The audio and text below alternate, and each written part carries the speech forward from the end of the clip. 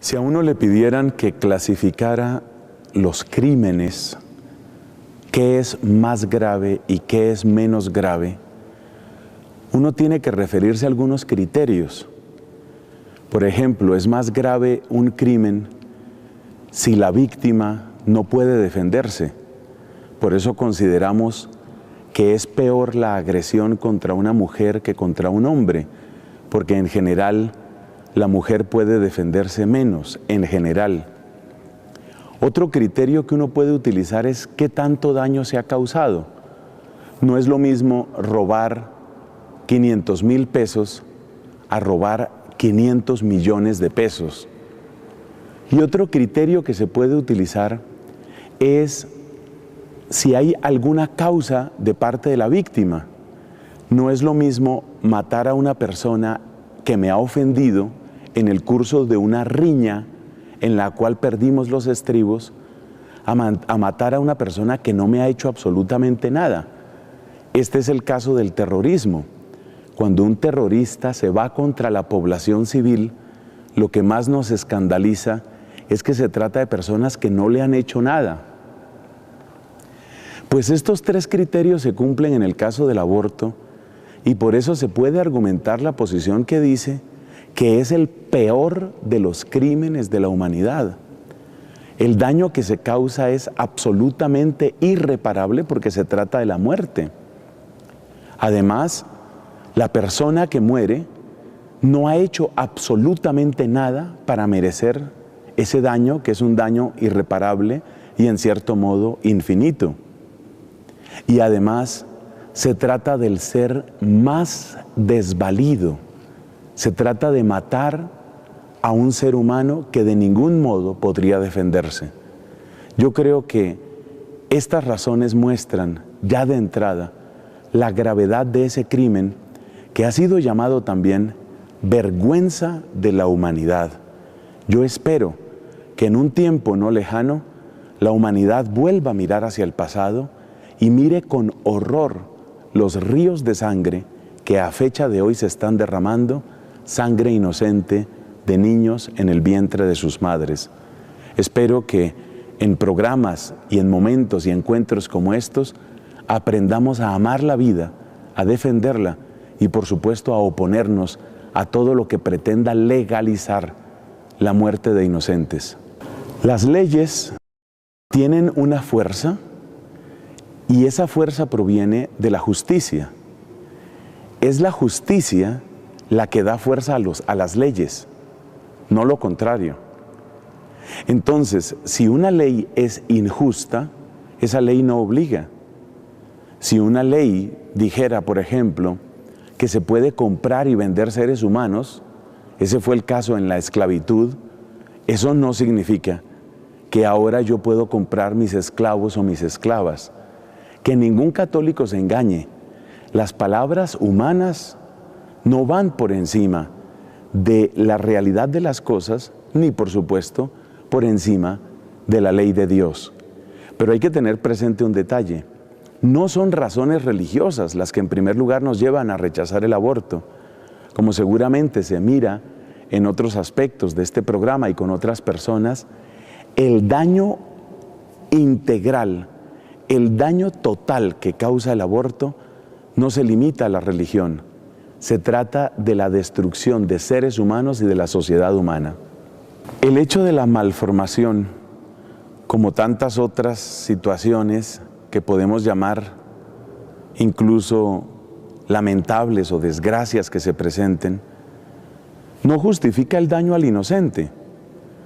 O sea, si yo me encuentro una persona que, por ejemplo, viene de una condición muy pobre y está muy desnutrida y nunca aprendió a hablar bien y apenas puede caminar, matar a esa persona que ha pasado por esas desgracias no es un acto ni de caridad ni un acto de justicia. Es una injusticia más que se añade, un daño más que se añade.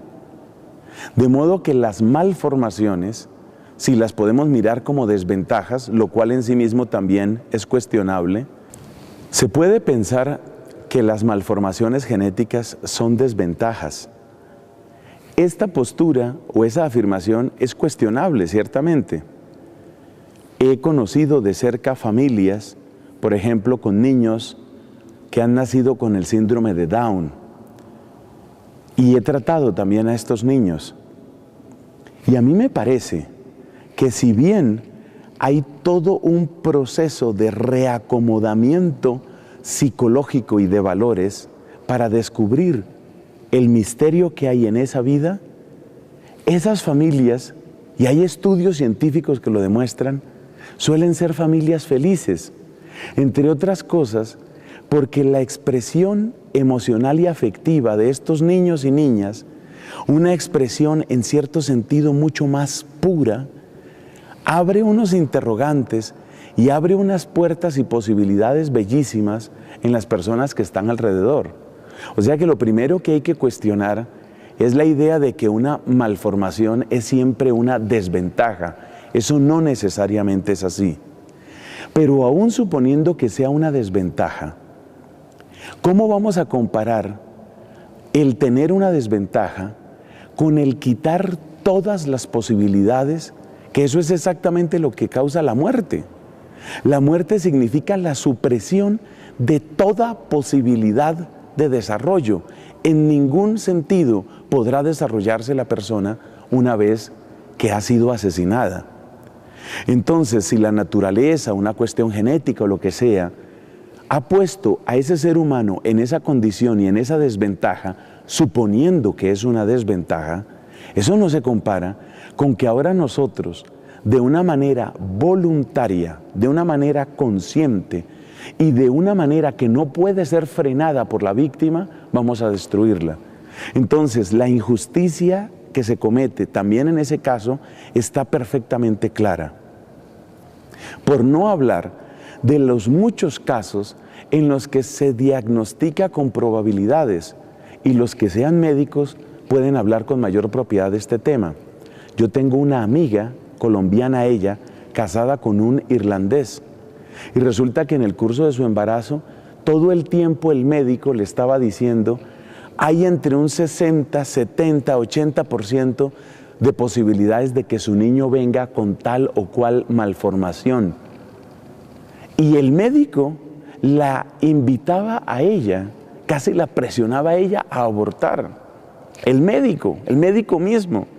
El médico que ha recibido de la sociedad las herramientas y los estudios para defender la vida, presionando a una mujer embarazada para que termine ese proceso de gestación y para que mate a su niño. Bueno, esta mujer, bendito sea Dios, fue valiente.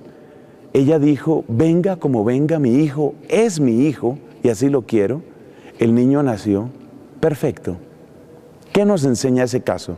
Y yo podría dar los nombres, las direcciones y los teléfonos. ¿Qué enseña ese caso? Que con absoluta probabilidad, una vez que se implanta la mentalidad de matemos a los que vienen con malformaciones, no solo cometemos ese crimen contra esos niños, crimen que ellos no merecen, sino que con absoluta probabilidad, con absoluta certeza, digo mejor, se está cometiendo el mismo crimen contra bebés perfectamente sanos, si eso sirviera de criterio. Así que no permitamos que ese sofisma llegue hasta nuestros oídos y mucho menos que llegue a nuestro corazón. Yo lo puedo contar porque he cumplido recientemente 20 años de sacerdocio.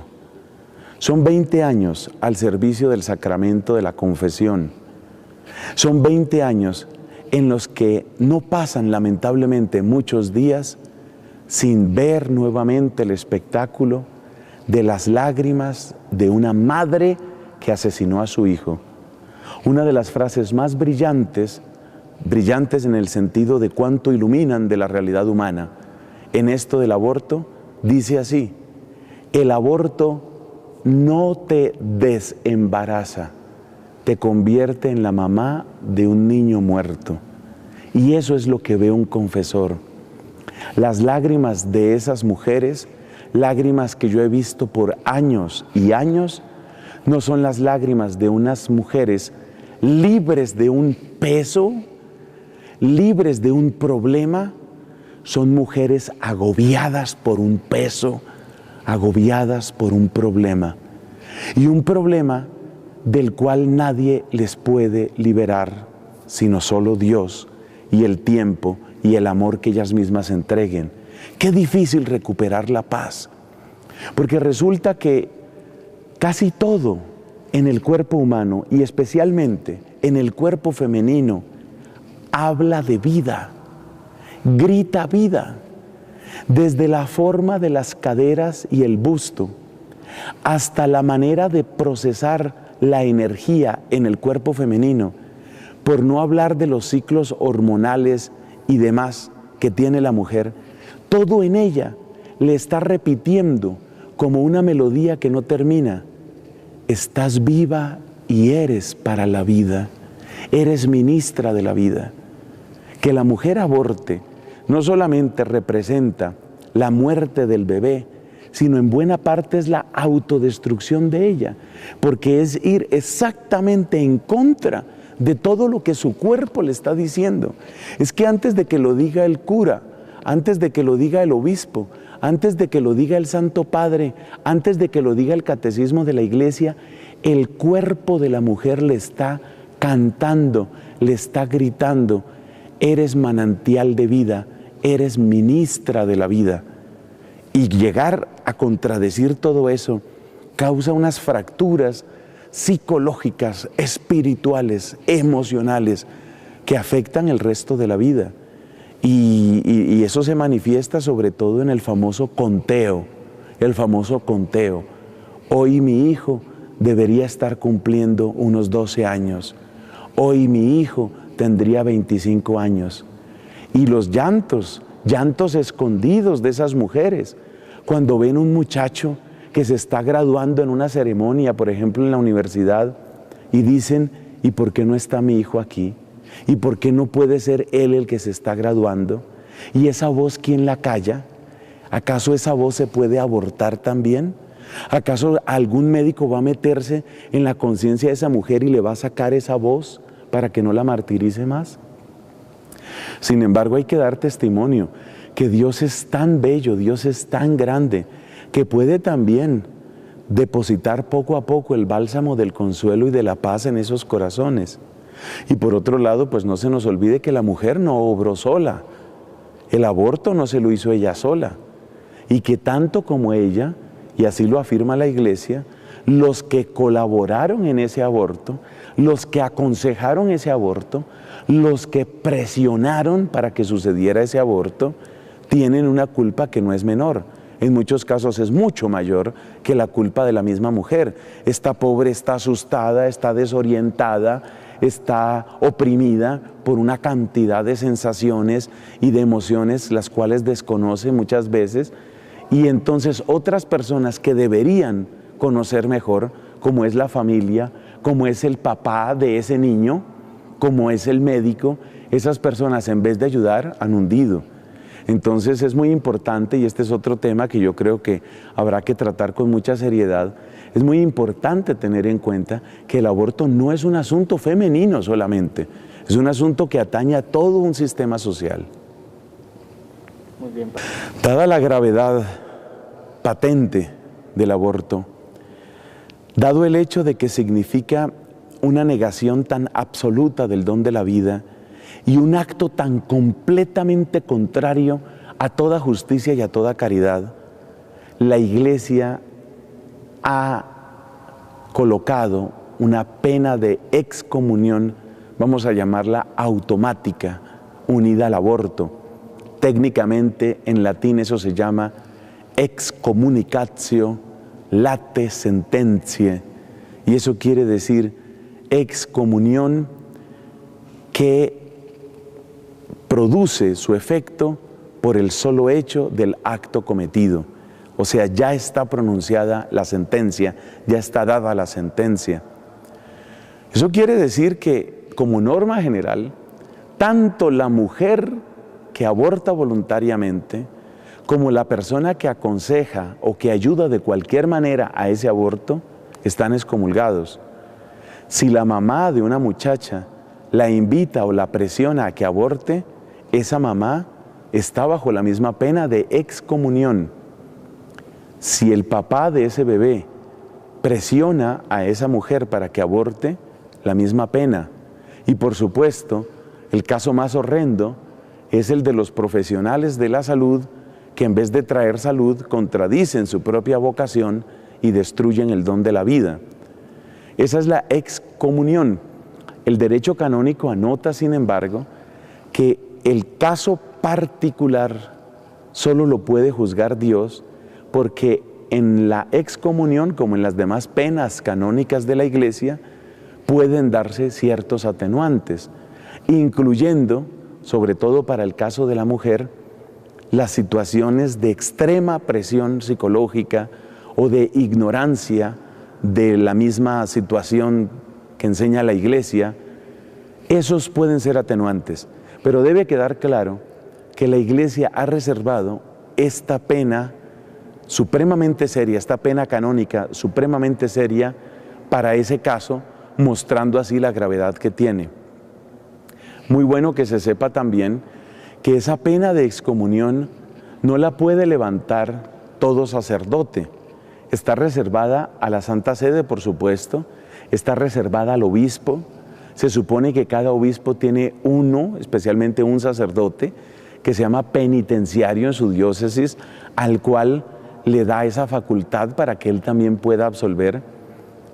Y algunas comunidades religiosas, específicamente franciscanos, dominicos, como este servidor de ustedes, y algunas otras, hemos recibido esa facultad de absolver el pecado y de absolver, de levantar la pena de excomunión en el caso del aborto, si se dan las condiciones, por supuesto, de arrepentimiento y de propósito de enmienda.